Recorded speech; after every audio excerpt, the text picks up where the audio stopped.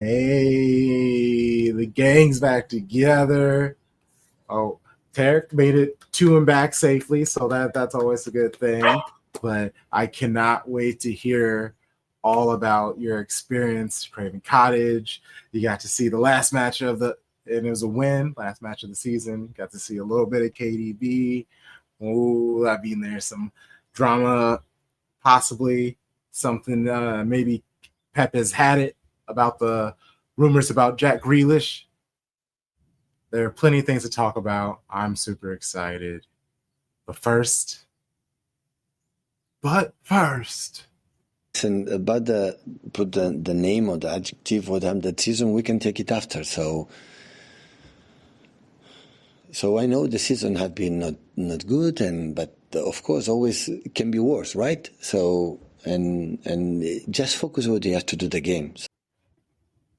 that was before Fulham. The season is officially over, which, according to Pep, means we can use an adjective or word to describe the 24-25 season for Manchester City. The cold open question I have for you, my show bros. What word, I'll even open up to a phrase, would you use to describe this turbulent season for Manchester City? And I'll go first to give you some time. Turbulent. Man City, they started the season with 5 straight wins. They didn't lose their first game until October 30th. That was a 2-1 loss to Tottenham in the Carabao Cup. That turned into a 5-game losing streak. Just that was a part of a run of 1 wins, 2 draws, and then 8 defeats in that run between October and November. New signings in January brought us a bit of delight, only for our Premier and Champions League dreams to end by February. End of the season, 10-match, unbeaten streak, 7 wins, 3 draws, 2025-26 Champions League secured. Lifed, but we're here and we go again. So my word is turbulent. Sharpie? No, I love words, so this makes me happy. My word would be resilient. It takes a lot to endure losing the Ballon d'Or winner in the first month of the season. Injuries to every part of the team, literally goalkeeper all the way to forward. A manager dealing with things off the pitch, contract issues or uncertainty, the looming, 115 plus charges, and still the Champions League streak is not broken. We will not see Thursday night football. I do not know what Europa feels like. I'm not Liverpool. I'm not United. I'm not Chelsea. I'm not Spurs. We don't do Europa. Okay. We've been doing this a decade and a half consistently. So consistent resilience. And it gives me a lot of pride. You can't win them all, but you can definitely be in the running. And damn it, we had more wins in the PL than Arsenal. So we're more resilient than them. Charlie hit him with the Maya Angelou, and still I rise. I'm gonna say weekend hangover because I feel like this season, like it's when you win 4 Premier Leagues, you get up and then like, oh my God, I feel terrible. And then you're like, you know what? Like you lose because you lose Rodri, and then you're like, you know what? I'm gonna rally. I'm gonna do this, and then October hits, and then you get that streak that Crunk was talking about. It's like, oh my God, I'm gonna die. What is happening? So then you get the new signings in. So you're like, okay, maybe I just need like a little hair of the dog, right? Just let me just get a little sip, just a little sip. So you get your little sip, and you make it through, and then all of a sudden, like the form gets a little bit better, and like you do most of the right things, and then then you draw to Southampton, and you're like, oh, let me just go back to bed, and it's been like it's 6 o'clock on Sunday. Let me just go back to bed and wake up Monday refreshed. So I'm gonna say weekend hangover. Love it. I should have went before you. You be setting the bar too high. I still feel a little. I don't know if it's jet lagged or not, but I'm still a little low energy right now. But I'll do it anyway. I'm gonna go with transitional. And you know, I think you look at this season going from 4 straight Premier Leagues to not winning one. There's a period of transition that's happening. You look at our squad itself, transition. KDB, you mentioned being at his last match ever in a city kit. So there's a lot of transition that's happening, and it's probably going to be more than just KDB that ends up walking out the door. So there's people that we've seen for the last time that we don't even know we've seen them for the last time yet. We're going to find out here in a little bit that we will never see that person or this person put that kit on again. And so definitely a period of transition. You talked about the January signings, new players, and new profiles of the types of players that we're going after, those young, up and coming, potentially could be diamonds, but we don't know yet. As opposed to when we were bringing in people that we knew were most likely going to hit. Now it's a little, again, just a period of transition all across the club. But hopefully, and hopefully it is a quick transition and we're back into our best. So for me, my word is transitional. Let's go. Hey, that's what's nice. This is nice. Words are fun. Oh, okay. I ain't got nothing. We making art over here. Capitalize that A. I hate the most is when you don't want the ball. I hate it. You have permission to make a mistake. You have permission to lose. You have permission. And that's when we get big. Yeah, I'm a genius. Attack everyone and send everyone. I think we're forgetting the most important thing. We're forgetting about focusing just on ourselves. But we can do better. We need to take the next step, and there's no better place than taking the next step here. Show ourselves out there how much we want to win it again. We win 4 of the last 5 Premier League, guys. 4 of the last 5 Premier League. Are we going to do it again? Don't ask me again about doubles, triples, quadruples, fifthuples, sextuples, and seventuples. So Don't do it. It's official. You can't do it anymore. Hey, welcome to episode 142 of Shades of Blue. World's famous. We are the most comprehensive show about Manchester City, covering both the men's and women's game, spanning both sides of the Mason-Dixon line. We making art over here. Capitalize the A. I am Crunk Chocolate, and I'm here with the show bros, Sharpie Charlie, Tarik, Tom Bomb. How's it going? How you doing? How you feeling? Me personally, I'm feeling great. It has been a long day, and at the same time, a very productive day. A little bit of a sad day. I had a coworker. It was her last day today, but it was good because she's moving on to something that she's really passionate about. So I'm excited for her. It was kind of dope to see her grow into really an adult because she was like 19 when she first started working there. So. So it's been a good day, productive day, reflective day, and I'm just ready to chop it up with you boys. And I gonna skip past the radio spot that you did, Mr. J Journalist. I mean, I was gonna leave that for the end when you say where can you find me. Oh, okay, there we go. That's fair. My bad. I want to tell you how to do it. A little bit of a tease from that journalist over there. I'll follow up. Yes, sir. I'll say I'm feeling good. I've been looking forward to wrapping up what is our 4th season, right? When we started in spring of 22, so we got in right before the run in March, finished out that season, and all we know is trophies. So I've been looking forward to see, you know, how our perspectives are looking at our first trophyless, I'm sorry, no PL season, because we did win Community Shield. So our first season without winning the PL, like just to talk about it and, you know, reflect with y'all.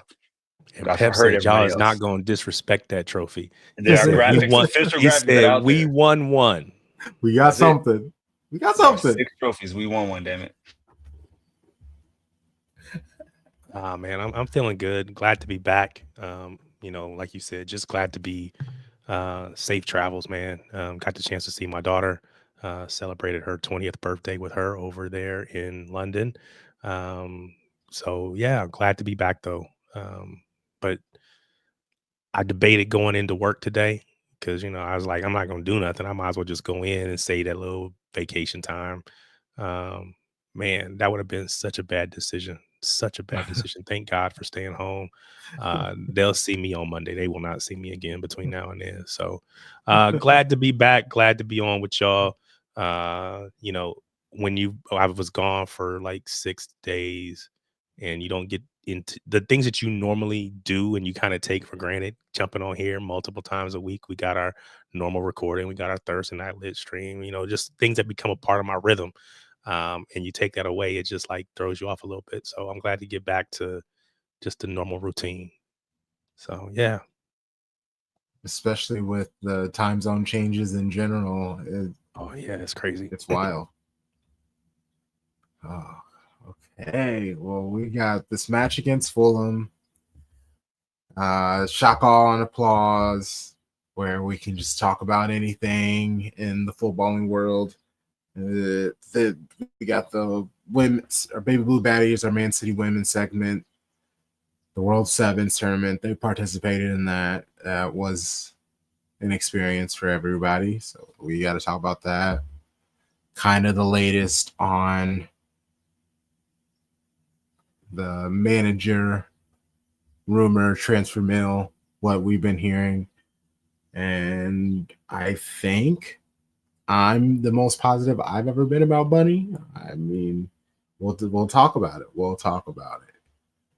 But first, before we get into anything else, please like, comment something you're enjoying from this episode. Subscribe if this is the first time you're here. We appreciate you. Thank you. We have a Patreon. We have tons of episodes still coming out.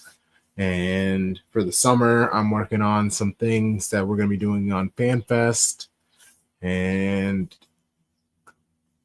we got, despite there's the Euros, there's the Club World Cup.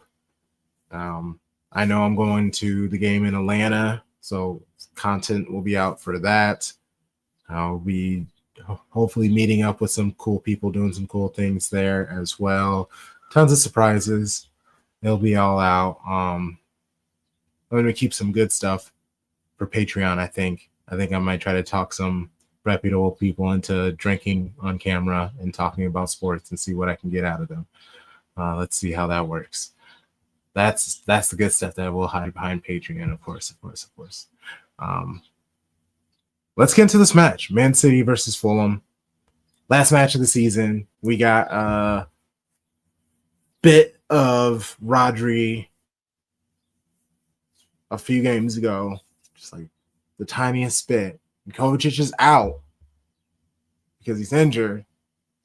Does that mean that maybe we could probably get some Rodri in this last match of the season? It's no big deal. Pleased for the reaction for our people to him. I'm pretty sure he's so pleased on that. But it's a long way still to be what Rodri was, and I guess will be next season. So when we'll start to be the Rodri not in the way like we have seen it before the injury, like I played 70 games, I play every 3 days. I think we'll take even longer for that, because the experience in this time of surgery is always you have to be careful. Otherwise, you have muscular problems and and this kind of stuff, but it's the first step. So for his mind, for his knee, but still is not, to see Rodri what the way we know him. Captain Buzzkill over here telling people to relax. And in particular, probably talking to people like me and others who will be going to a Club World Cup match and would love nothing more than to see Rodri on the pitch. But it is what it is. We know it's KDB's last match.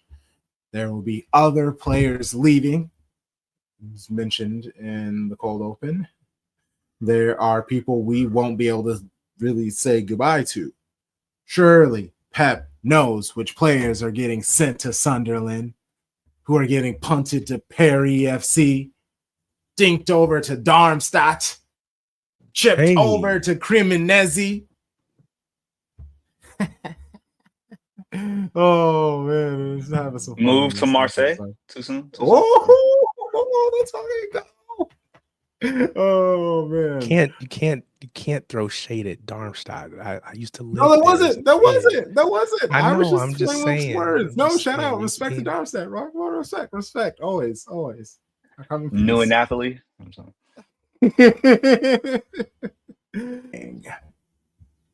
Anywho, we'll keep it moving. He maintains that beating Fulham, securing Champions League for the rest is like his focus for the rest of the season. Once the season is over, that's when he'll think about some things to do. But for the most part, even then, it's Club World Cup. Last week, Pep did mention about I need a smaller club or else I'm going to quit. People were really wondering, Pep, are you truly going to quit? I was laughing when I said that. I'm not going to quit. But the expression is the same. So I don't want to, have players at home with their families when the team is playing. Everyone has to have the chance to play, compete each other to, the best of all of us. So that is the most important thing. That's why when you have a lot of course there are injuries during the season, but if it happened, the season will be a problem. But always we expect next season will be a little bit different, knowing they have a lot of games, no rest in the summertime, this kind of stuff. But the last, 3 weeks, 1 month, 4 or 5 players, 6 players at home. And that is not healthy for any of us, for them especially, for the club, for me, for everyone. So that's why the club knows it. The club is completely agree with me. And we're going to find the best way for all of us. Shady gang. He was just joking that he would quit. Not that he wants a small squad. He does want the smaller squad. Having to send 6 people away home. I get where he's coming from. That it's makes me a nervous wreck telling these players that they got to sit out and miss playing football when that's exactly what they are. They're footballers. You can't even come and travel. And then how does it make the footballers feel, especially when they know that they're kind of below the players that they're below, that they don't stand a chance? How hard are they going to try and practice? I get Pep's point of view. Does anyone, I guess, feel bad for him or whatever? What's your perspective? That man backpedaled faster than prime Deion Sanders, like prime time Deion Sanders, not Coach Prime, but prime time Deion Sanders. I said in the last episode, do your job. Sometimes your job sucks. And this is the shitty part about being the manager. You sometimes have players that you have to tell, hey, bro, we're making this Champions League trip to Atletico Madrid, and you not coming on the flight to Madrid, dog. I don't know what to tell you. It is what it is. And that's just what it is. Like, you have to do your job as a manager, and that is part of the shitty part of your job. I also think that it seems like after he made those comments, he probably had a conversation with those higher up than him that said, listen, this is not your decision to make anymore, or you're not going to have the level of input that you're used to having on squad size, because we know that we need it to be successful to compete on all of the fronts on which we want to compete. So I took it the other way, and this is what I love about our show. We can respectfully disagree. This is great for our society at large, because I see it as, hey, my man won 6 PL titles with the same size squad. It's been working, and this season was the anomaly, not the other 7. Even the 8 before, whatever. So it really was an injury crisis that was mainly rectified by January, and you figure it out. But to Tom's point, I think there's a situation where if you do the loan route with a lot of the young players, you call them back if something like that happens again.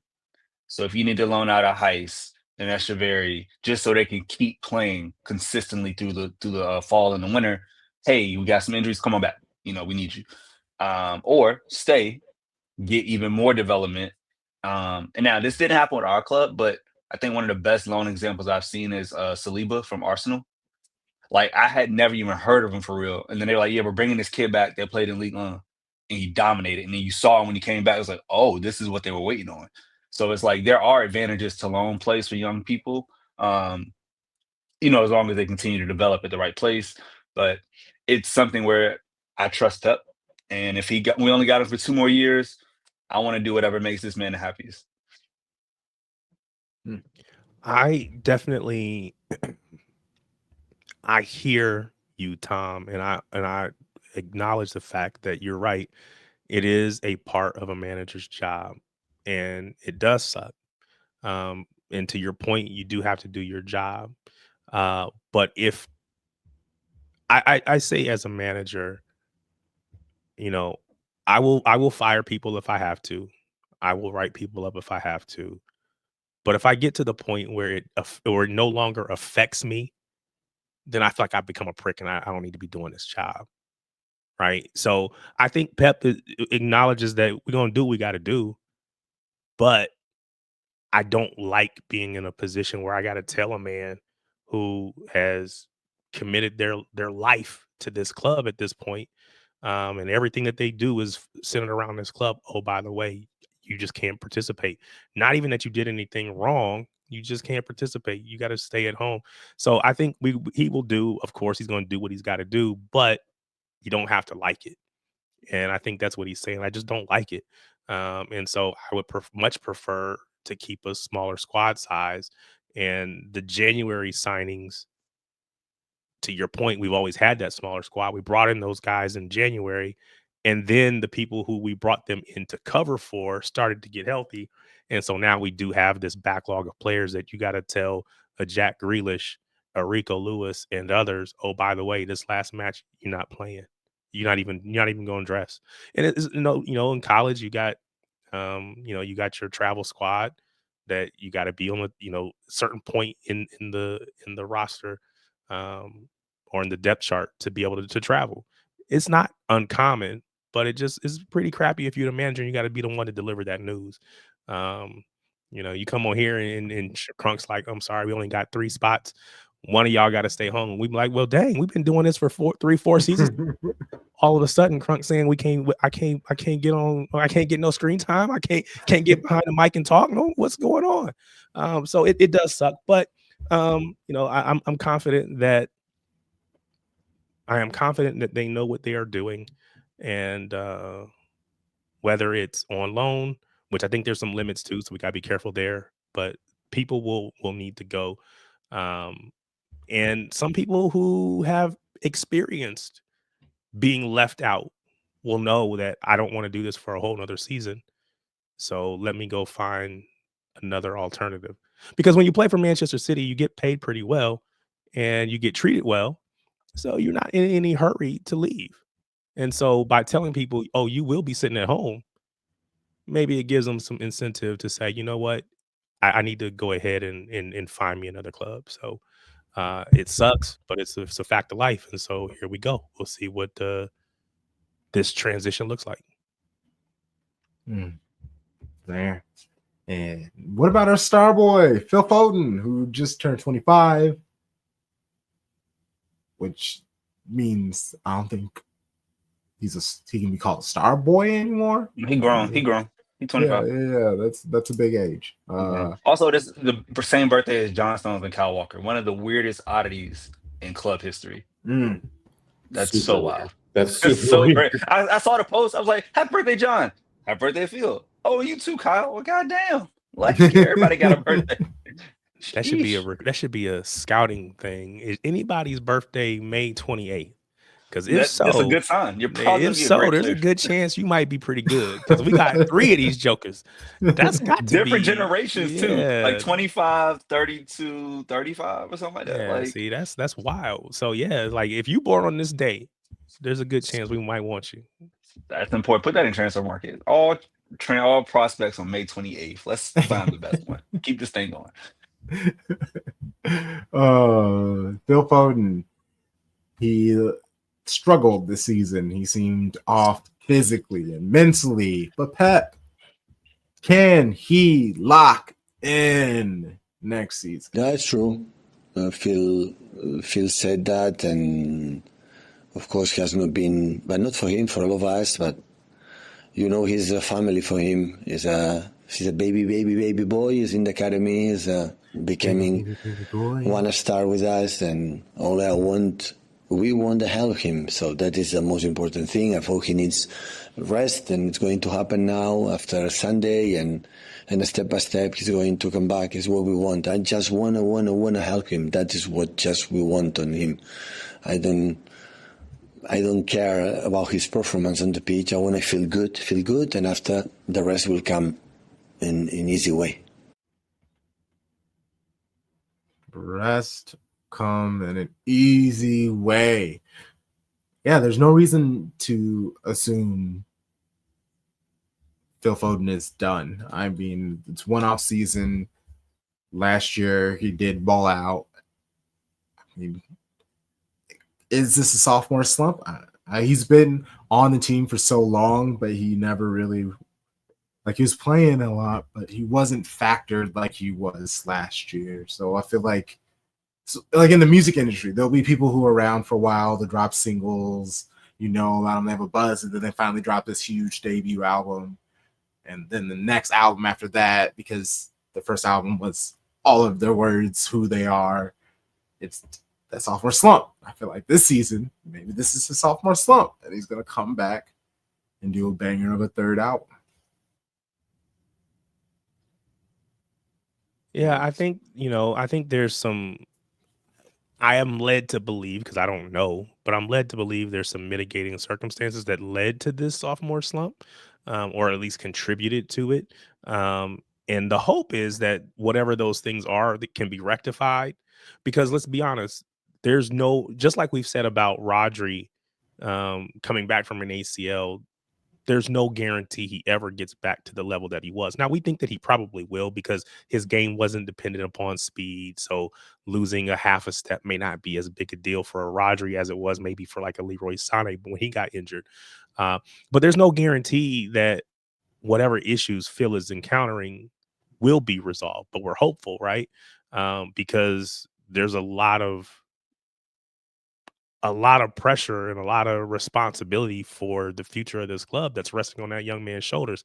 And so the hope is that he and the club or whatever can figure out whatever's going on, mentally, emotionally, physically, whatever, and then get back to his level best, because we will need that if we are going to ascend to those heights that we were at before.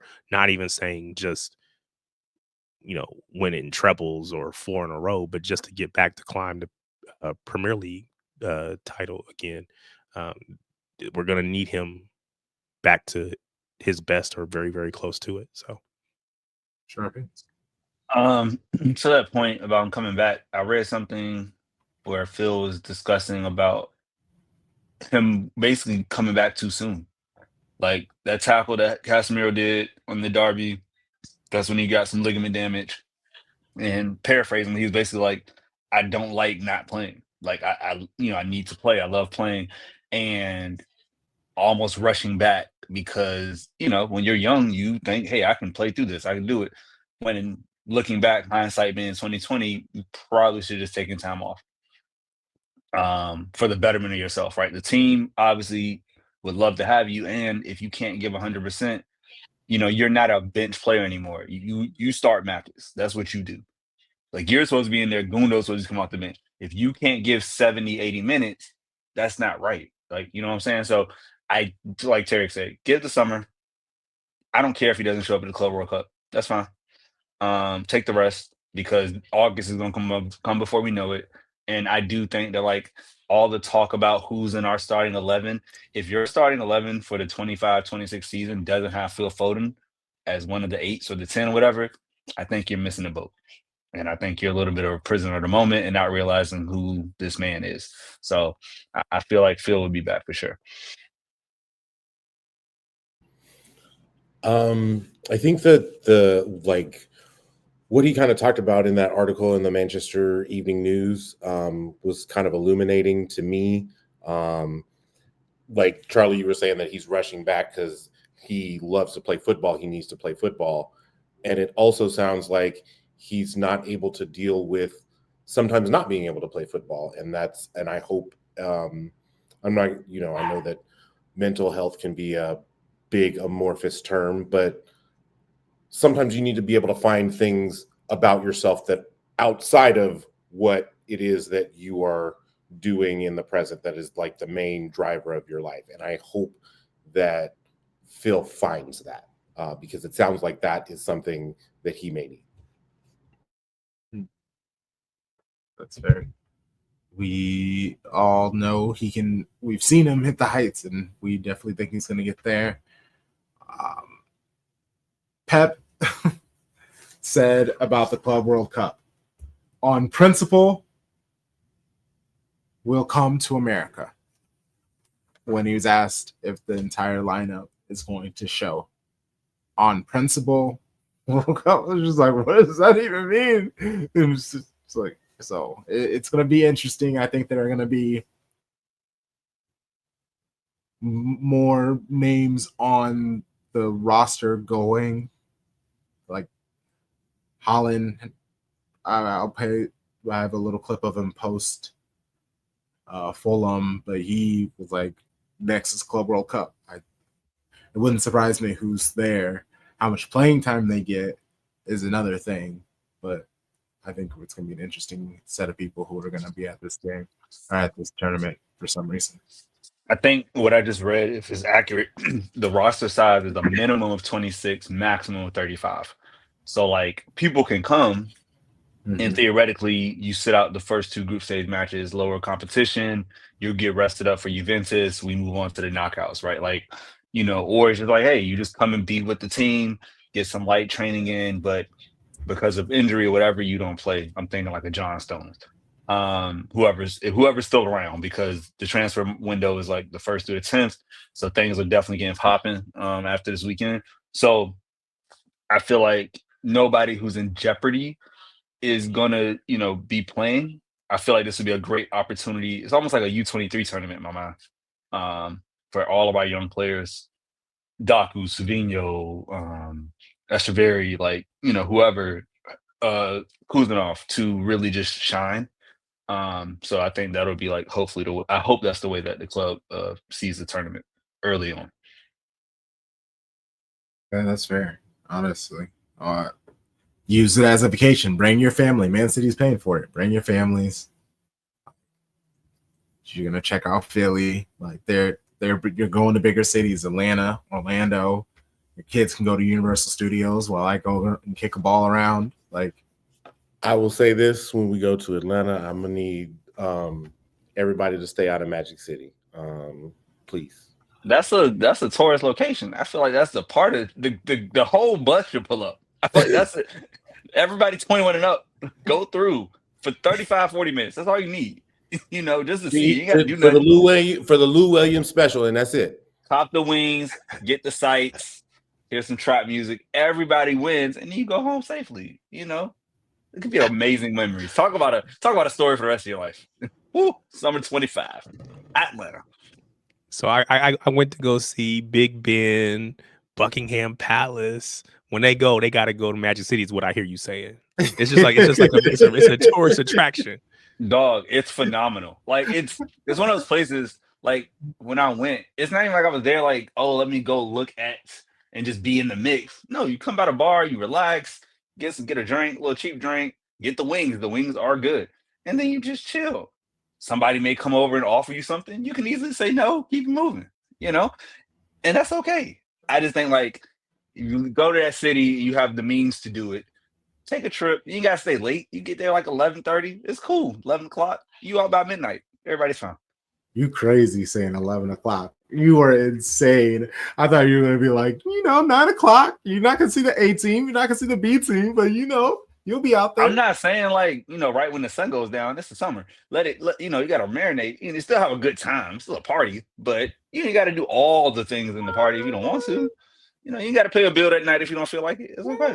It's a little late. I don't think that. I think the big old bus will be tracked in. They got to think about traffic. But I do love that idea. Kyle Walker had some issues with his family this season. He will not be there. I don't want to contribute to no broken homes. We need everybody. Look, I'm a happily married man, have been for 20 plus years, right? I need everybody to be good with their wives, their girlfriends, whoever they significant others. Y'all be good. Stay on. Tarik, here's the thing. This is the part we're missing here. They can come too. It's all inclusive. Everybody eats. This is not just only men. I see you. It's a camaraderie. Like, hey, who you like, babe? She look good, right? And there are a few plays where I'm like, actually, y'all two look like y'all would get a little lit out there. I just can have see a good time. Tom, what do you think? Would a partner trip to Magic City not be amazing? As someone who advocates and lives the third juice glass life, I am reconsidering your position. He was on one side, and now you've got him to the other side. I'm just saying. I did it. I wouldn't tell you something I haven't done, y'all. It's so fun. It's a good time. We're just out here appreciating art, You're just like, oh, I like that piece. That piece is nice. Oh, capitalize the what? The A. You got it. This match against Fulham, 2-0. Oh, man, what are we doing, man? This game can go wherever this game goes. Tarik, you were there. The floor is yours. How was the experience? What was it like? Especially that amazing area of Fulham. Yeah. Sorry, you just go ahead. Actually, let's say what you gonna say. Oh no, that was it. I was just say the floor is yours. Amazing experience. When we were so we didn't all meet up in Carolina and go to the match together. I think you guys did, but I had my brother, so I kind of came separate. But you park wherever you park, or you take the bus to down there, and then you walk up to the stadium, and it's kind of the same. We take the train, we take the bus, we get off here, go there, and then you're walking in this mass group of people headed to the stadium. And actually, I think I posted on social media, like on the train, it's me and the family. And this guy standing here right in front of me, and he's like, so he's talking about the game, and he's like, yeah, I'm going to he's like, so where are you from? And I'm like, oh, from Indiana, from Indiana. He's like, oh yeah, we're from Toronto. It's like, oh, okay, cool. And then this other black guy over here is like, oh yeah, y'all, I'm from Detroit. So it was really crazy how, I'm 4,000 miles away from home. And you're standing literally within 3 or 4 feet of people that are less than 2 hours away from where you live. And it's like really crazy how we all ended up there, all, going to root for City. They had tickets they didn't have tickets in the weigh-in, so they were sitting amongst the Fulham fans, but it was really crazy. But it's a great time. You're walking up to the stadium. And it is it's small-ish, right? Because it's probably the size of, I don't know how many it holds, probably like 27 to 30, somewhere in there, maybe 25, something like that, thousand. So it's like the size of a MLS stadium. But for there, it's tiny. And so, just going through security and, everybody's just having a good time, man. It was a blast. Um, being able to, sing and realizing that I don't know half of these songs, and because of the accents, I can only make out like 75% of the words. I'm like, I don't know what he just said right there. So it's like, how you listen to a song on the radio and like this, the chorus. So you get to they get to the verse, you're like, yeah, oh yeah. So it's like, okay, I know this part. I'm gonna sing this part really loud. And the other part, I'm just gonna yeah. So yeah, it was a great time though, man. So I will tell you this. So this has nothing to do with anything, I guess, but we had been there. So the game was on Sunday. We got there, I think Thursday morning. So all day Thursday, all day Friday, and then all day Saturday we were walking during touristy stuff. Like I probably walked, I don't know, a couple miles every day. So by the time the game hits, you're in the away section. They don't tell you that you don't sit down. My feet hurt, dog. I can't stand for 45 straight minutes, but you got to do what you got to do. So me and my, the kids and the wife, they're like, wait, they're not going to sit down? No, they're not sitting down. This the away section. Everybody's standing. So we had to stand till halftime. Then you sit down and get off your feet. But I was not physically, I wasn't prepared for that after everything that I had done leading up to it. But it was a blast, man. People around me were nice. I had people asking, because again, they're trying to figure out, how did you get tickets to this match? Whatever. So we had that conversation. But all in all, man, it was a blast. I think I'm gonna post some video and some photos that I took, but I just haven't had the energy to do anything with them yet.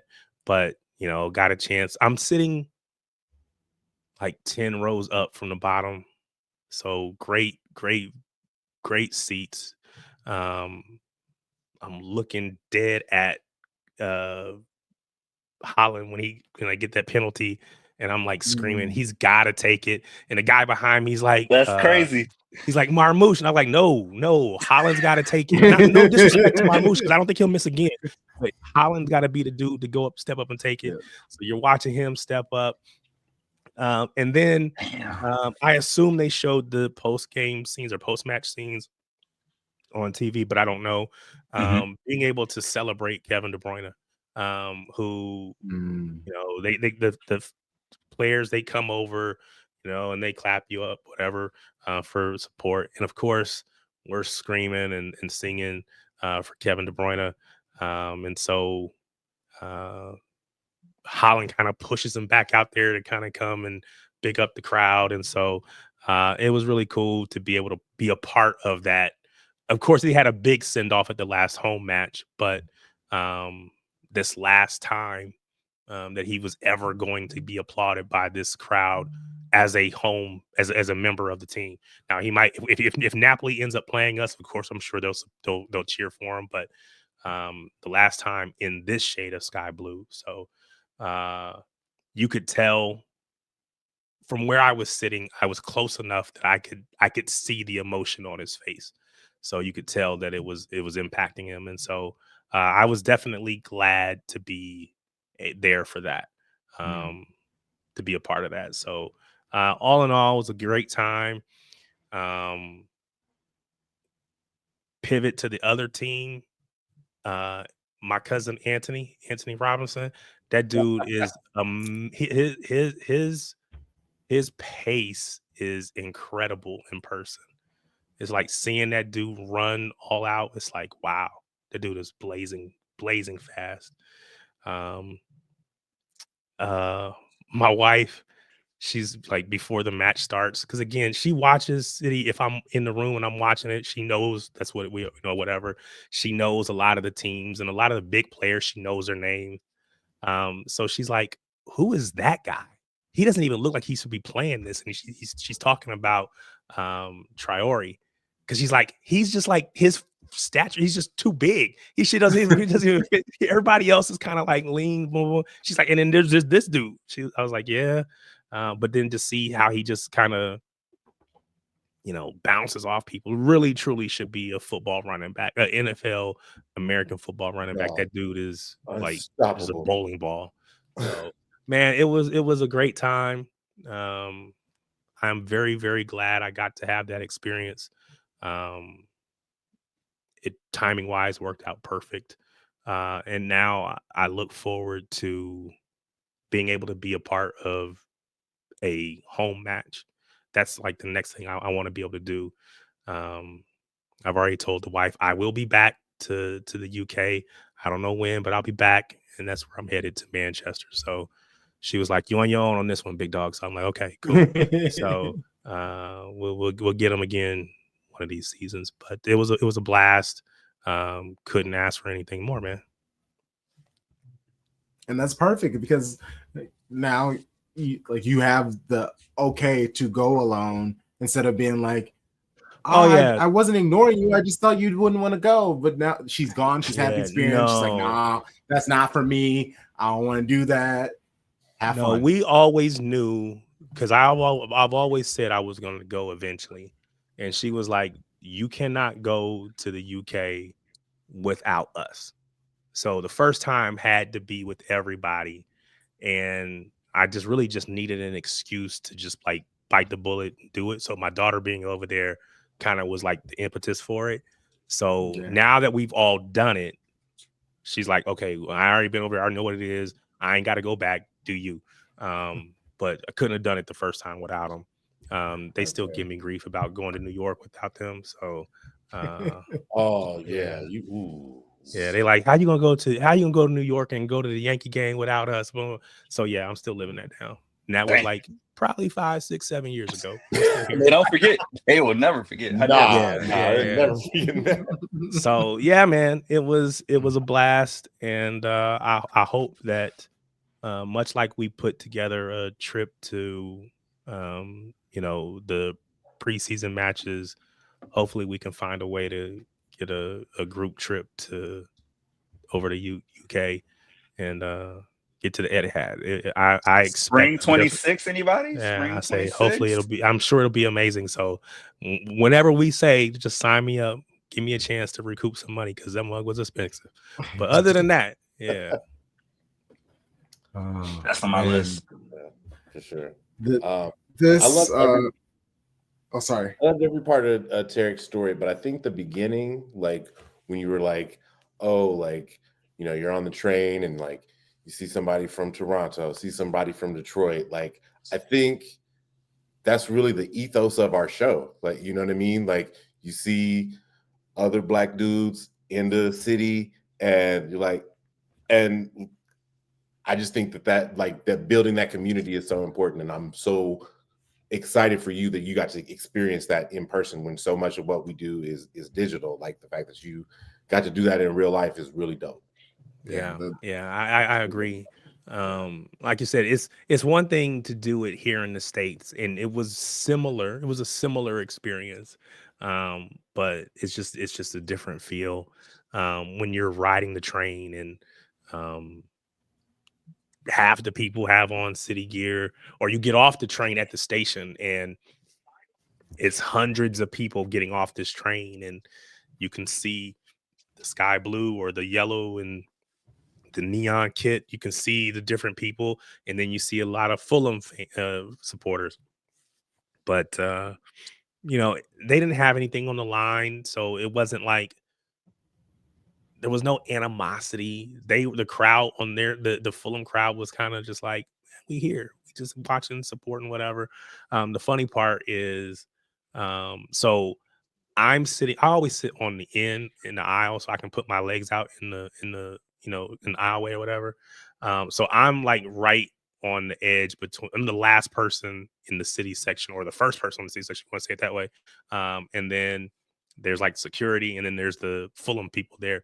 And I'm assuming it's from Fulham Academy kids, on like really young kids. Think back to when we seen Phil as a ball boy when he's probably 9, 10, 12.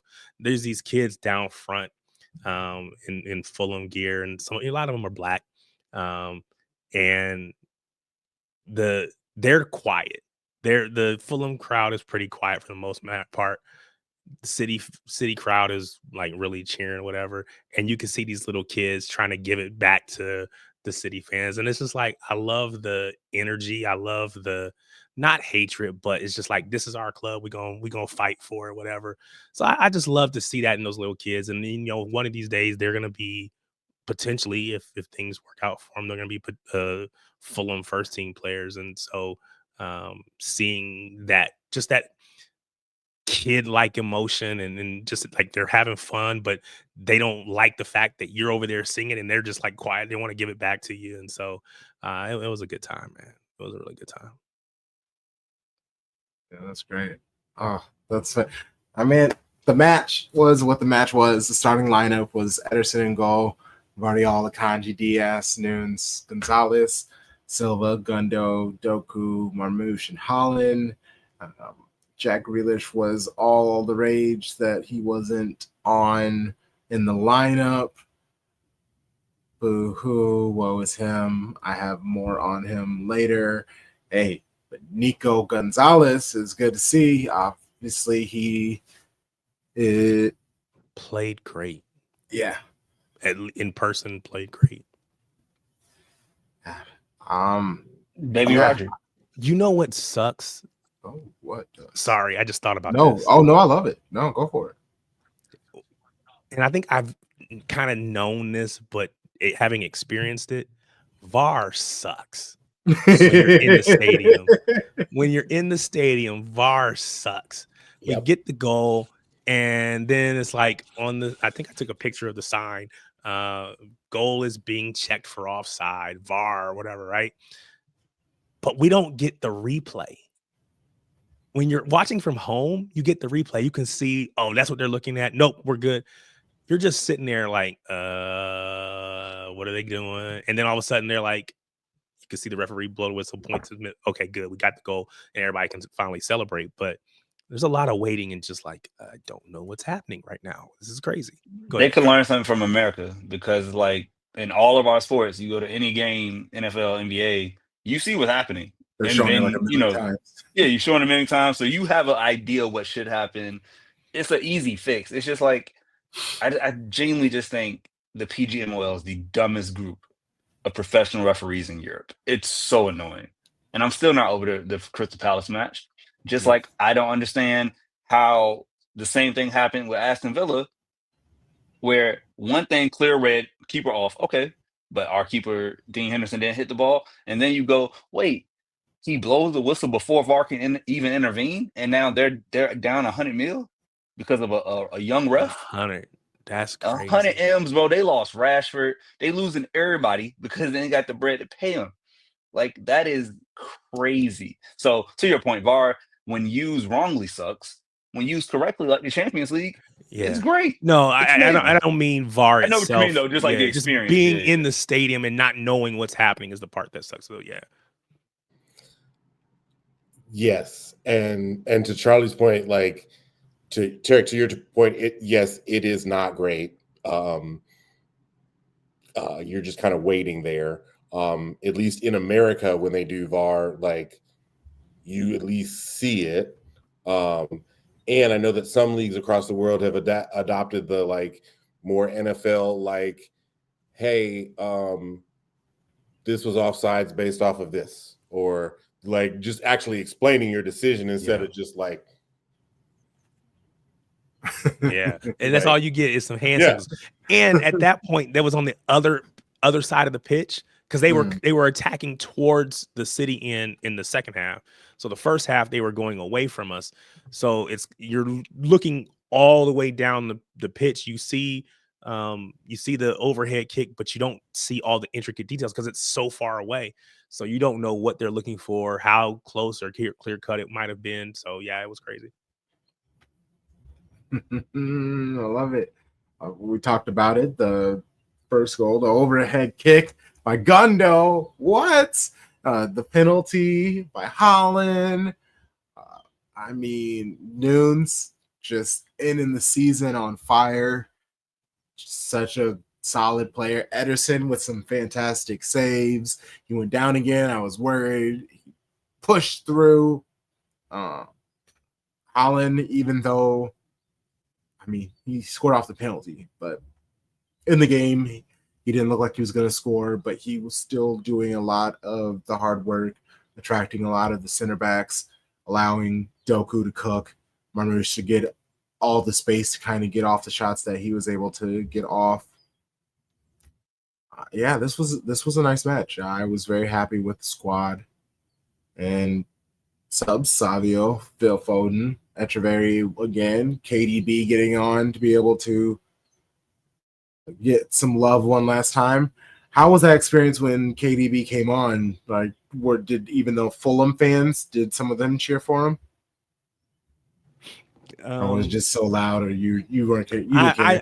I didn't pay attention, to be honest with you. I think there was a decent amount of respect for KDB. I mean, nobody booed or anything like that. I think you can't help but respect KDB and what he's brought to the game. And then you also know, because it's already been announced, he's leaving, he's going.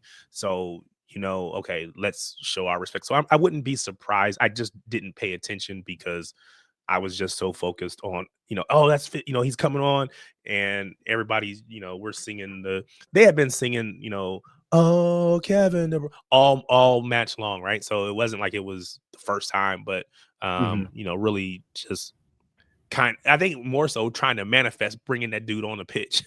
And so when he finally gets on, of course, everybody goes crazy. And, he's just super excited to see him come on. I actually, before the match, and, I think the lineup comes out, somehow I missed his name and I thought that he wasn't even going to be in the squad. And so I commented, I was like, dag, that sucks, because I was hoping, because I had my, like, the neon yellow blue, I had that kit on. Yep, that one. I had that kit on. It's got the KDB on the back, or Kevin De Bruyne on the back.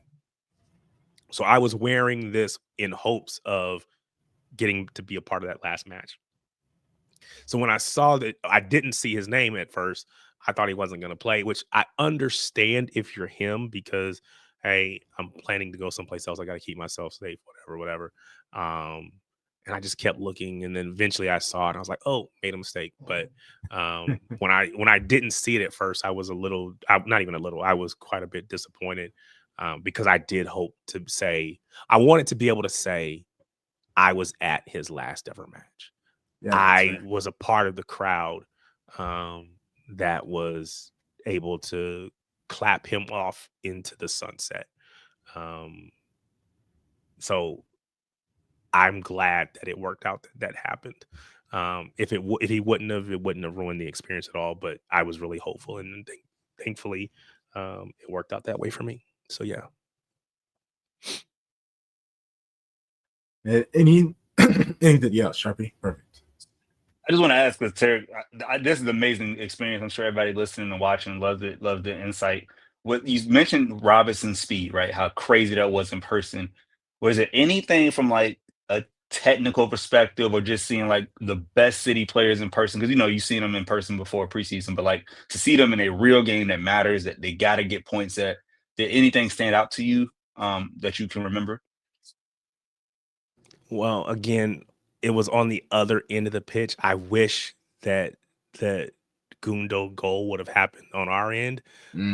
But just to see, even from, football field's length away, to see him hit that overhead kick, like, I can't see all the details of how it was built up, but to see, boom, because the ball's coming in, oh, wow. So something like that is amazing. Just our ability on the ball. Again, it's again, you see us keeping the ball and just like even this, it's a little wall pass, a little 1-2 give and go kind of, pass, move, whatever. It's something really simple, but it's just so effective and they're just so good at it. Their ability to ping balls pinged at people and they're trapping and bringing it down. So much about the technical ability is just amazing. But yeah, I think one thing that was, if you want to say a disappointing thing, um, Savio gets, so I could see, so Savio gets the ball, he's attacking on the left side of the goal, and there's a moment where you think, okay, he's gonna take the shot, and you can kind of feel, nope, not gonna take it. He kind of makes another move, he plays the cross, and no one's there. And I feel like that's the difference between someone that's gonna get double digit goals a season and someone that has been kind of struggling to put the ball in the back of the net. There was just a moment of hesitation where I think he could have shot it, didn't, and then he had to play the cross, which the cross was perfect, just needed somebody to be there. It wasn't like it was a bad cross, it was perfectly across the face of goal, just had nobody there. So I think, I don't know if it was truly a hesitation. It felt in the moment like there was just a moment of hesitation. Again, Daku is super quick. Again, also bouncing off defenders in the same way as a Adama Traore. So yeah, man, it's a Holland 6'4", but seeing him in person, it's just like, yep, that's a big dude. And then you see the other players around him, like how small they are. So yeah, it's there's so much that you would look at and be like, wow, it's crazy to see it in person. So yeah. Love it. Seeing Holland take the penalty. Diaz has the ball, he puts it down. And there's still a little bit of a delay. And I always say I want Holland to reset it if there's a delay. Don't let them kind of ice you like we ice a kicker in football or American football. Don't let them ice you. So there was a moment where he kind of reset the ball, not much, but just a little bit to kind of like, okay, put the ball down, step back, take it, boom. So I was glad to see that. Glad he scored it. I'm pretty sure I got that on. I know I have that on video. I've got the header that he put wide. I got that on video. I thought he was going to score from it. But and then so Newts, I think, I don't know. I cannot recall if I've said anything negative about Newts, but I'm sure I probably have. So I owe that man an apology because again, is he the best right back in the world? No. But I think Year one right back. he adds so much to our attack, man. So much that, no disrespect to Akanji can't do. No. So, and I think we saw that when he came back and he played right back for a little bit, and it was just like, oh yeah, this is a good. This is not good. The ministry that no, it is not. And there was a point in time that we enjoyed him at right back, but that was for how the team were playing at that time. But under this new style, you kind of need those fullbacks who can help and participate into the attack, facilitate, ping that ball in and around, or score yourself if you're Josco. Oh, shoot. I guess anything else from this match in particular? Anything else? No, the wife was like, where's y'all big guy? Like, he out there. She's like, well, he kind of quiet. I'm like, yeah. They like I said, they got to get him the ball. She's like, I mean, he gotta, again, I always laugh because she's kind Great of like analysis. she's like kind of cut and dry. She's like, he gotta do something. They need him to do something. I'm like, Talk well, about they got to it. get him the ball and all this other stuff. She was just like, whatever, man. I'm Mrs. like, Peterson has spot on analysis. He has to Yeah. evolve his game. Yeah. She can see it. The man got to do more. Yeah. Watch the Lewandowski tape. Do better, please, sir. That's just summer project. While you reading on the plane, watch some Lewandowski footage. Get your game up. You know, that's I don't think I'd ever like thought about like what is like who is the player that like he needs to model his game after, but that is a great shout. Like that is probably the perfect striker for him to model his game after. Can I give y'all a random Lewandowski fact I saw today or yesterday? This man scored 100 goals from Barca faster than he did at Dortmund. And he's old. Like he is late 30s now. It took him like I think like 10 or 11 less games to get 100 goals. But the fact he's already scored 100 in Barca is like, damn, you just said Bayern setting all these records. Like he really is just that guy. Like if there's anyone that Haaland should look at because of the same build, all that stuff, like look at him. You still young enough to get your technique up. Like you see him at 28, 29, you could be doing crazy things with that body. Yeah, and it's only a compliment to say like you every great has to get better, right? Kobe added something every single year. Like you aren't the same player you are at 25 at 28. So I'm excited to see his growth. One more thing, and then I'll leave this match alone. But No, go for it. Walking up to the stadium again, you're in the crowd of people, whatever, and I call one of my kids over, and I'm like, look, and it's this older gentleman and his wife, or at least I believe it's his wife, guy and a girl, man and a woman, and they have to be, I'll say 70 plus, could be in their 80s. The guy's he's got a city tattoo on his leg. I think the lady's kind of got a walking, like a cane or whatever. They're walking up to this, and they've got city gear on. She's got like a shirt. It's all sky blue, whatever. And I was just saying to my kid, it's like, this is truly a for life thing. These people have probably been going to these matches for 30, 40 years. And it's like, once you pick a team, it's like, this is a part of who you are. It's in your blood or whatever. And so it was just really cool to see these people who probably don't live in the area, made this trip, came down, and they're they're older. They're not even my parents' age. They're beyond that. Right. So it's just like crazy.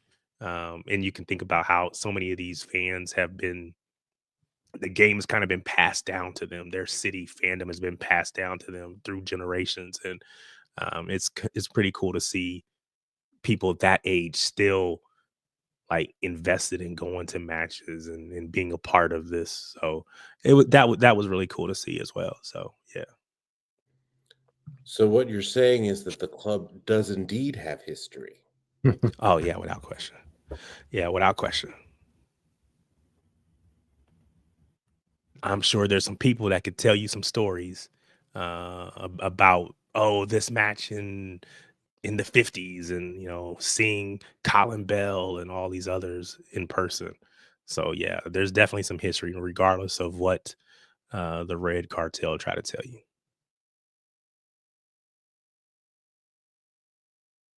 I like that you said Red Cartel because that could be a whole bunch of clubs or an amalgamation of clubs, and that's absolutely the correct descriptor for them. Aren't they all American based too? The Red Cartel now.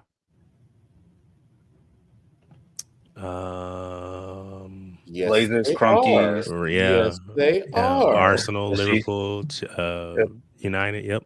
Yeah. Interesting. All right. Well, post-match things.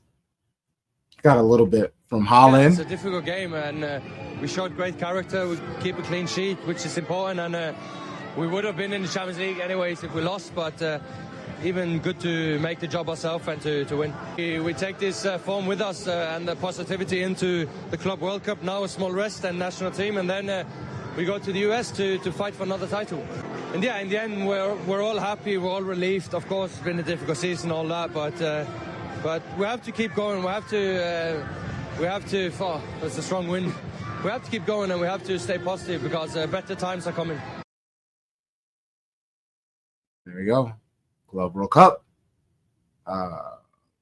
Now, time to talk about this roster overhaul. We got a Global Cup competition coming during a time where the team should be resting. How do you add fullbacks, huh, Pep? Keeper? Couple midfielders? What? How, Pep? Possibly a winger? When, Pep? I'm going to be playing football until possibly July 13th. How is that going to work, Pep? No, I don't have that feeling. I'm sorry. Maybe the club is a little bit different. We will see. If I have 24 players and I see my players yesterday, day before training, I said, oh my God, how good they are. So I don't have that feeling. But of course, new faces will come, especially in positions like we are a little weaker. But I don't think much. I don't think a lot. I don't think a lot because we have a good squad. They have contract. They will stay here. And I don't want to have a man of players. So I remember the first season when we arrived, we qualified. Right here, we didn't win one title, not like this season. We won the Community Shield. It was 10, 9, 10, 11 players, end of contract. And we didn't except Yaya, Ture, the rest, we didn't extend. That you can make the changes. But today, we have 23 players under contract. It's not as simple as that. That's why I don't have the feeling that it will come a lot of people. But we will see. The summer is long, World Cup. The players may visualize, I'm not going to play, I want to leave, I'm not happy, I want to leave. I don't know. But that, I'm sorry, it's not now my business. So I did my business, qualify for the Champions League for next year, and the rest now belongs to the club. People under contracts, I don't care anymore. I'm just the manager. That's their job. We'll see.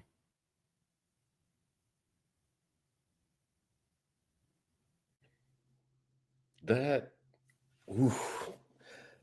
does not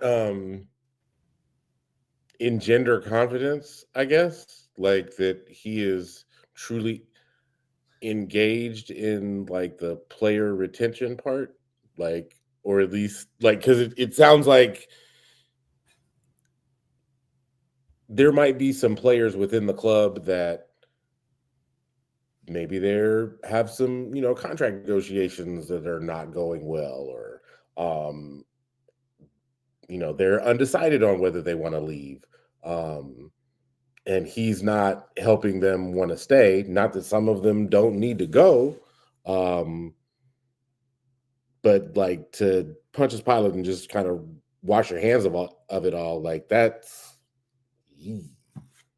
It sounds like a man who has admitted that he didn't pull the Band-Aid off last year. And there's a new voice leading the team, right? And Hugo Vienna, even though Chiqui's there for the transition. But it's like he knows, like, I ain't got the same clout to keep players around no more. Now, I can still be the best manager. I can talk about I don't want to have 30 players, I want to have 25, whatever. But I messed this up. Because if the same situation happened last May after the PL, after the drunken FA Cup, whatever, and it's like, okay, thank you so much for your service, John Stones. Thank you for your service, Cal Walker. Thank you, and then you just start to make moves. Nobody's like, oh damn, why they gone? It's like, oh yeah, we already reloading, right? But now you have to do it. And so when you've been hearing the same questions, like I get frustrated as a teacher. You ask me the same thing in the class. I just told you the answer. Why you keep asking the same stupid question when you got it on record what I just said? So yeah, you're gonna get cranky. Like, and it's been a long season, and this man know he don't get no time off. Pep love golfing his wine. He ain't got time this summer. He gotta stay working. He got a 12-month job. He used to a 10-month job. He's basically a national team coach this summer. I would be irritated too. And he about to deal with US humidity. Oh my gosh. This man ain't gonna have a good summer. Orlando, This is gonna be terrible. Orlando, them training session is in That's Atlanta. a swamp. It's a swamp. Mosquitoes everywhere. You got humidity out the wazoo. You just dripping sweat. Like this, he got to do some stupid content. Oh my gosh, I can't imagine how upset Pep gonna be. Get me to the hotel. I don't want to come outside. He can't wait to play in Atlanta. Why? Because it's indoors. Orlando, not gonna be fun. They make it to New York, horrible. New York humidity sucks. Like it's all sticky, icky. And I ain't talking about cannabis. It's terrible. God bless you, Pep. God bless you, Man City. Oh gosh, I love it. Pep. Well, I mean, what I loved most about that, I guess, statement was the end when he was like, everybody's in contracts, but maybe the players realize maybe they're not going to play and want to leave. I'm not happy and I want to leave.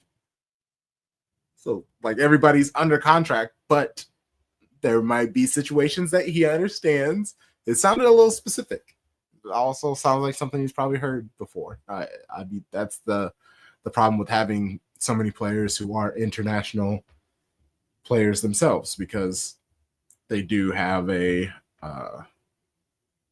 requirements to stay on those national teams. And speaking of that, of not playing, not happy, maybe wanting to leave, Jack Grealish. There are 900 minutes available to Jack Grealish going back to April 2nd. He played in 181 of them. 1 minute in the last 360 minutes available. Something is going on, Pep, right? What's going on with Jack Grealish, Pep? The last 2 months, month and a half, I was 5-6 players at home every time, and now this time I decided for these guys. No more than that. I don't have anything. Of course, Jack has to play. That's the truth. Jack is an unbelievable player that had to play football every 3 days, and didn't happen this season, last season neither. And they need to do it with us or another place. I said with us or another place, yeah. But that is a question of Jack, agent, and the club. If he stays, we'll be fine, and we'll fight like I fought since I arrived at day one to make the contribution. His accent's not that damn thick. How didn't you just hear that man say with us or another place? Like, Tarik, you a parent, how frustrated do you get when you got to repeat to your daughter something you just said? I just told you. I can't imagine that stress because I deal with other people's children. How is it with your own? My kids are 20 and 16. We've had plenty of years to get that out of their systems. They already know better. We ain't playing them games. We not playing them games. Look, the culture moments of the show are just the best. Culture of this show. Yeah, no, we don't.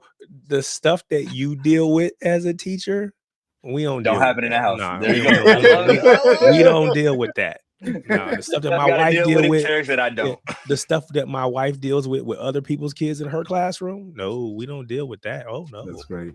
That's so great. That's some great parenting right there. Nah, but again, it's one of those things where we're not gonna play in my face, man. You know what I said. Come on, what are we doing? Mm-hmm.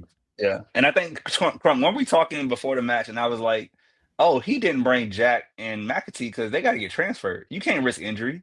You got assets to protect. The vibes. Like, that's 50 mil right there. That's at least 25 for the boy, for the kid McAtee, and Jack might get a loan because his wages are so high. Go to Newcastle, have fun. Like, you got to get these people out. Like, you can't risk them playing or even have them on the bench to where they might come in and somebody pulls a hamstring and now there's no transfer. Like, because we have seen that in the past. That's what happened to Leroy Sané. It was like, well, as long as he's here, we're gonna play him. I think maybe there was some amount of hoping he would stay, hoping he would change his mind, but we're gonna play him. And then he blows his knee out, and it's like, oh, now he's stuck, and we gotta pay him in that he can't play. Okay, so next time around, let's be better about keeping them healthy, which is why, like, in with Bournemouth when they played, trying to see if Dean Huijsen is going to play, or because that one was kind of advanced, trying to see how much does Reinders play, but again, there's nothing that's been definitively confirmed, so he's your player, you play him. But trying to read into the tea leaves when you see players not available or whatever, it's like, oh, now he's got an injury. Okay, so yeah. I mean, look at Kevin De Bruyne. Kevin had been running every match to the whole run-in, and the last one of the season after the home exit, it's like, you know what? You ain't need to start today. We want to make sure you're protected for your move to. We'll give you some minutes, but the match was over at that point. There was nothing on the line. Business decisions. And crazy thing is, we're not done about Jack, because someone again was like, hey, let's stay on Jack though. No, don't ask me about Jack, please. Ask me that. Who said I'm not happy with him? And who said he? I said in my words I'm not happy with him. And yeah, I don't play the last games neither play. Was in the bench, and Rico, for me, one of the favorite players I have, he was not selected neither. McAtee play against Aston Villa was exceptional, and against another games I played against Wolves was exceptional, and today was not selected too. Why don't ask me about McAtee, for example? It's not about personal. I don't have any problems with the players. If you say I'm selecting, we are in trouble, no trouble, we are not selecting, we are in trouble, it's not about that. It's not about that. I have 24 players. I have to get rid of 6 players last game, today 5, because Kovacic has sent off in the last game. Otherwise, I had 6 players at home. And I treat Jack like I think Jack. Now I think in Kusanov, I think in Victor, I think in Makati. I think all the players have not been. But it's not anything personal about Jack, absolutely anything. Tired of you guys. You guys are pissing me off. I'm so happy this is the last match of the season. Okay, so I figured it out. This is the part of the job that Pep don't want to do. Like explain like, oh, well, why did you leave so-and-so at home? Like, why, blah, blah, blah, blah, blah. So like, I can't blame him. And I get it. And then it makes me think of Tom Brady, Bill Belichick, not 24-year-old girlfriend Bill Belichick, but like granddaughter girlfriend. Yeah. The math is math. I didn't think it is. And just the way that he would give short, limited answers like that, and you understand because you understand why. So like I get that's the part of the job that he doesn't want to do. That's why he doesn't want to have a large squad, because he don't want to have to answer those questions like to Sam Lee in the press conference, like who's like we've already talked about Jack Grealish, but we're gonna talk about Jack Grealish again. So funny. Oh God, I love it. He was hot. Oh, and I'm not slamming Sam Lee, by the way. Oh yeah. No, I don't know who's the person that would ask. Yeah, you're just giving a general name. Just throwing a name that I know would report on City.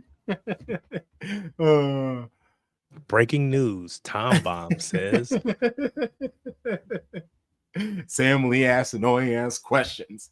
To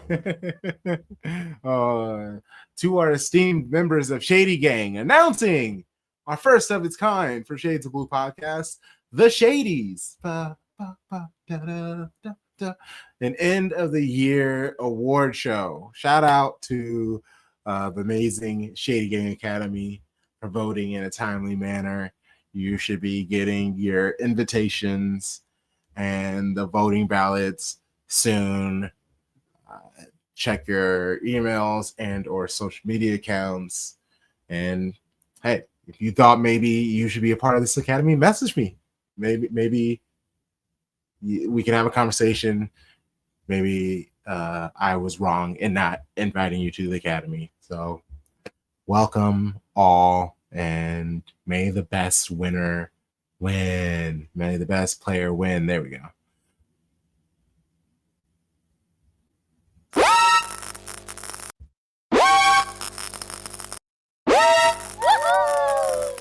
Woohoo! Shaka and applause. I want to give a shout out to my family when I was with them for a solid week, a bunch of days down in Arkansas, and then my mom spent some time up here with me for Memorial Day weekend as well, and watched all the sports, all the women's sports. I had my nieces watching WNBA and UWCL, and naturally that's not anything that they watch at all. And my niece, who was 11, she's like, I didn't even know that there was a women's soccer league, and they were just having the best time, and I was answering what I could for them, and they were cheering, and they're talking about the hair and the celebrations, and a little black girl seeing all these players that look like her as well playing, and it was a really cool thing. And also shout out to Shea Butter FC. I bought my tie-dye Don't Play Out the Back shirt, so I'm super excited that I got one of those, and if it gets here in time, I'll be wearing it to the Juneteenth event that a part of Chicago Red Stars, the Chicago Stars, and the Chicago Fire's doubleheader that they're throwing. Shout out to the SGs that are putting that together. I'm super excited to participate in that. Chicago Red Czars. Comrades. Oh my gosh. Chairwoman Mal Swanson. Oh my gosh. But yeah, that's all I got. Anybody have anything they want to shout out or poo-poo on? Or I want to shout out every Man United player that left and won a trophy. It's one of my favorite pictures ever because it happened in like 3 different continents or 3 different countries. You had Scott McTominay win with Napoli. And he won MVP of the year for Serie A, which is wild, and he deserved it. 8 goals at 1 matches, and they beat Inter, who's going to the Champions League final. I believe you had Tom Malacia, who had a crazy comeback with who came back against Ajax? It's not Feyenoord. Is it Feyenoord? It's Feyenoord. Yeah, Feyenoord came back and walked them down in the Eredivisie. And then there was one more player who used to play at United that I just saw with a trophy. The picture escapes me. But the point is, I mean, Lukaku too, right? Like, you leave United and you will find joy. And now Marcus Rashford is linked with Barca. And he deserves that. Because why would he want to go back to United? He should.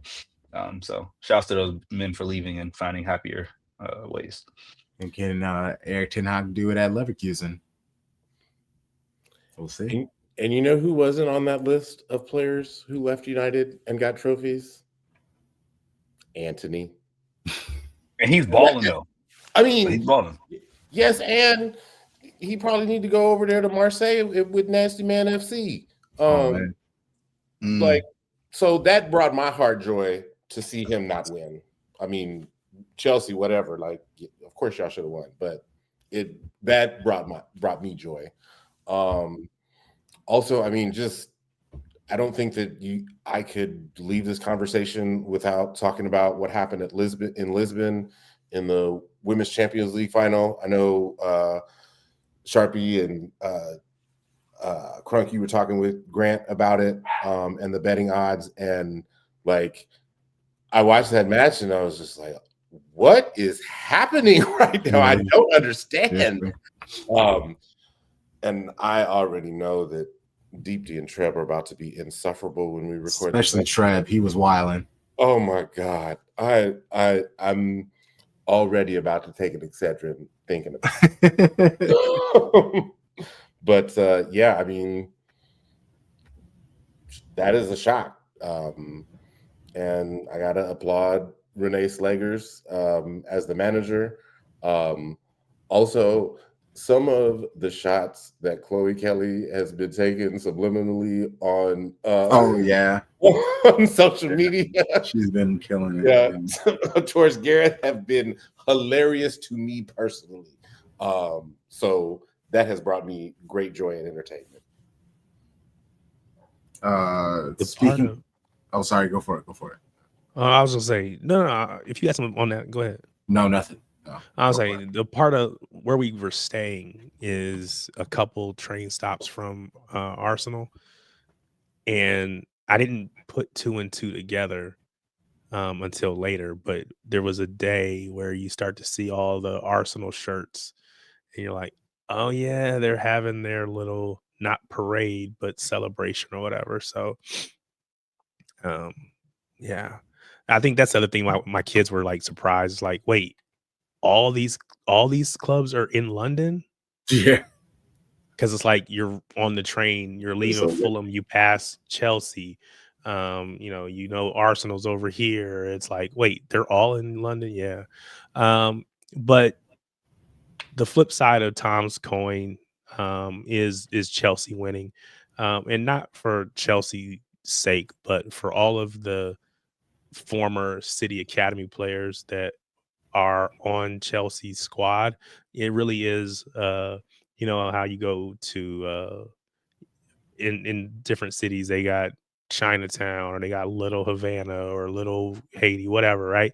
They got Little City in Chelsea because I'm gonna tell you, Enzo Maresca, the manager, Cole Palmer, Romeo Lavia, Tosin Adarabioyo. Even if you include Jadon Sancho, there's a lot of former City Academy players there that, uh, in some cases, got their first major trophy. So, big ups to them for winning the UEFA Conference League again. It's not about Chelsea; it's about those players. So, kudos to them for that. Hmm. Oh, and kudos to anybody that beats United. Yes. Say Tottenham. And they lost today. They're already doing Oh, friendlies. yes. Yeah. It's ridiculous. Because they're poor. They have to. Trying to pay Malaysian for losers. Mateus Cunha in installments. Like, that's crazy. Well, the installments are natural. They tried to extend it from 3 to 5, and they quickly were like, "No, you're gonna pay in 3," and they were like, "Okay, we will." Like, just trying to stretch something out. Just stop being so broke. It's annoying. And speaking of broke, and I mean, I wouldn't want to download it either on my phone, but there was a video of the last apes. It's Diallo, Benacho, and Heaven. They were all out and about in Malaysia, and they asked some people to turn on their public scooter companies. They had some random people who lived there pay for their scooters so they could ride around. And then there's just videos of them, like other people all with their phones logging onto the scooter forum so they can, and they're like taking pictures and stuff to do it for them. But it's like they had the United gear on, but it looked like they didn't have anything else on them. It didn't look like they had ID, cash, card. Like they were just some kids running around hoping that their fits could true. I mean, that's young dude shit, but it. Well, after what Amarim said about Garnacho, like, I'm surprised that he made that trip to Malaysia at all. Like, in him taking the future of their clubs, Heaven and Diallo, out gallivanting, even if that wasn't his idea. He is like the eldest player there. He probably should be trying to talk them into not getting into possible fuck nigga shit. That's why in the US contracts have no motorcycle clauses, no doing stupid stuff like jumping out of airplanes and all that kind of stuff. You are too valuable to us for us to allow you to put yourself in danger. Why are you riding around on a scooter? You got a helmet on, my guy. You might say that's stupid and that's little whatever, but when you fall and bust your head, and now we got a problem. So yeah, if you're Garnacho and you taking these kids out, you're just contributing to the delinquency of a minor, in my opinion, and you need to be punished. And so we're gonna send you somewhere else, so anywhere but here is what You better Ruben pray. Amorim said. You better pray you can find a seen dog. Yeah, that quote got out, yeah. I guffawed. I said, "Oh my god!" you better pray. It's so crazy, dog. He said he And you didn't say it in English either, too. So like it probably Oh came my out God. real nasty, bro. Oh man. Oh man, that's great. That's in there right there. That's so good. Oh. Perfect.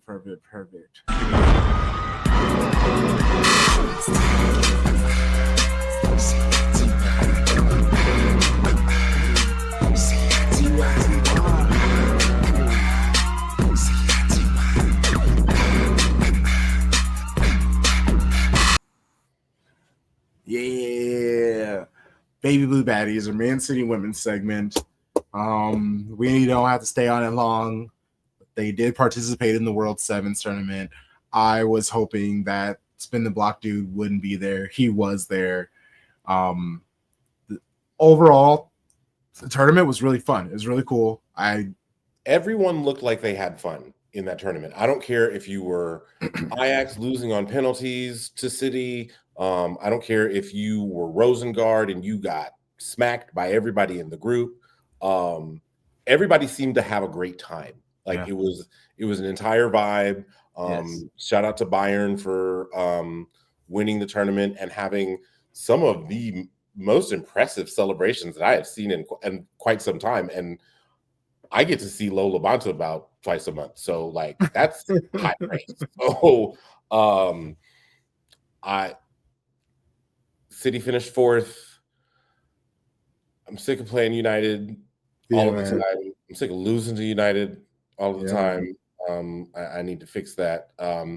Shout out to Tobin Heath for helping put this together. I know that she was the director of player input on this. The homie Tamara Griffin on her show full time had an interview with her. I suggest that you check that out. It was very informative about the tournament. Bayern takes home $2.5 million in prize money. And as Tamara pointed out, is like some of these players is about to go on vacation, so like they're about to say, "Oh, well, let me go ahead and upgrade this flight to from coach to first class." Big fact. Like so, it seems like they had a great time. They're talking about trying to bring it to several different continents. I would be interested to see how that goes. I know that there is a similar tournament in the U.S. already. They want in on that. They want in on that. Yeah. However, it's not team focused necessarily. So like this one was actually team focused, and just a 7-a-side tournament. And as Tobin Heath pointed out, it is appealing to a younger generation of football fans in that, you know, we all know that like everyone here has worked with children in some capacity, whether you be a parent, a teacher, work at a school. So we know that children's attention spans are short, and they are shorter now than they have been when we were children. So are we going to be able to get them to get a child to sit down and watch a 90-minute match? Maybe, I don't know. But we can have them sit down and watch this 30-minute, like this perfect for streaming. Like, oh, this is like basically an episode of a show. So I will be interested to see how it grows. Not the result that we wanted, clearly. I think after we lost to United in the semifinals, we were very unmotivated against PSG. Yes. Yeah.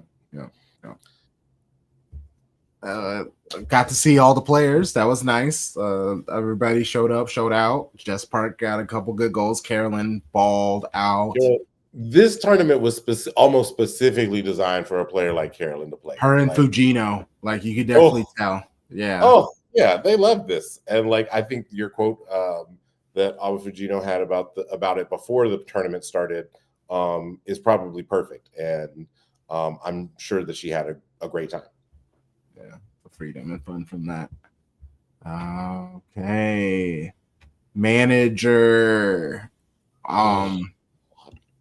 All I've heard is, speaking of spin the block, is CFG Academy, but he's already happy and healthy doing things in a relationship with Brighton. But Dario Vidicic, his name keeps popping up, but we'd have to steal him from Brighton. And I just don't really see that happening. And that'd be kind of rude to Brighton because they're really starting to cook. I don't know. I don't hate it.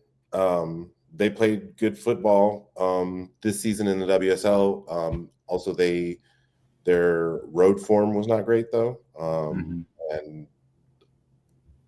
But it is nice that like you already have a coach that's already in the system or been in this city system. I know that there's also been links to AS Roma's former manager, Alessandro Spagna. He expired his contract, so I know he is available. And then there was one other one, Crump, that you had talked about. Andre Herlitz. Yeah. He is the current manager of Denmark's women's national team. So what I will say is, let's talk about the positives. He did win Manager of the Year twice, and then Damals Fiskin, and he won the Women's Champions League with the team Umea. That also was 2 decades ago.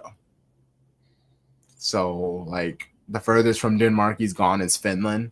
Like, he has history, but it's prehistoric. It's like fossilized. Like his tactic book, you have to like blow on it, and it's a real thick fuzz of dust on it, like comically, like 90s film style. Yeah, so like I don't know how I feel about that. Also, I feel like Denmark's and it's gonna. I mean, it's about to end here soon, based off her age. But like for the last 7 years, Denmark has been Pernilla Harder and some prayer, and I don't know. Like, I mean, it just looks like it's just about to be some prayer. I don't know. Hey, PHP is crazy.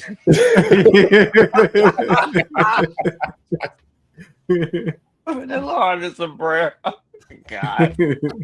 Listen, I'm just calling them like I see them. I don't know what else to say. I'm happy I'm sober, because if I had an ounce of alcohol in my system, bro, I would be on the floor. I would close this computer.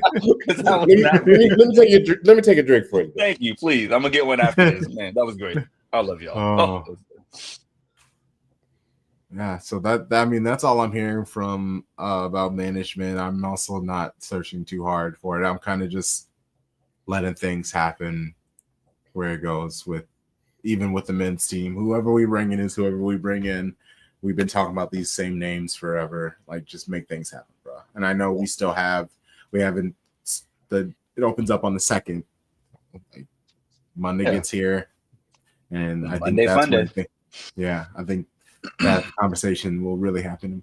We'll wake up to some fun information. I mean, honestly, I might. Well, because technically it's midnight there. What is that? That's 6 here where I am. Like, could easily do like a night stream. Like, I'm gonna figure some things out. I'm gonna look at It'll be early morning. Normally this stuff hits because this is when I'm up. Like, it'll be like 4 a.m. our time Eastern. It'll be like 9 a.m. their time. It's like, here you go. I'm like, oh damn. All right, cool. Right, wake up to some information. Yeah, man. All right, it'll hit next week. Well, that's episode 142. Show Bros. Tarik, let's start with you, Mr. Fulham. Let people know where they can find you and the things that you do. You have to find me here in the US of A, because I am back, and it's gonna be a minute before I get back over there. But if you're out in these social media streets, you can find me in Blue Sky, Twitter, at Tarik Peterson. You can also find me on any of these YouTube, anything we do YouTube wise, on with some other folks as well. But you can find me. I'm out here. I ain't hard to find. Like Dion said, I ain't hard to find. Get at me. That's it. Love that we dropped 2 Dion references in one show. I think you put it in my head subliminally, so when I got to it, it just was there. Sharpie Charlie. Find me on Twitter, X, Blue Sky, whatever. I'm there. You can find me at CPKC Stadium. You talking about KC Current. You can find me in the Shea Butter FC social media feed, talking about the current moment. You can find me at the 12, where we talk about WSL. Obviously, we have a lot to talk about with this Champions League final. And you can find me on KCUR 89.3 Up to Date. That is, I was on, had the pleasure of being on to talk about KC Current on our local NPR station. Thank you. It was a lot of fun. It was a good conversation. It was a short little radio hit, but it definitely broke up the hour because they were talking about immigration before I got on.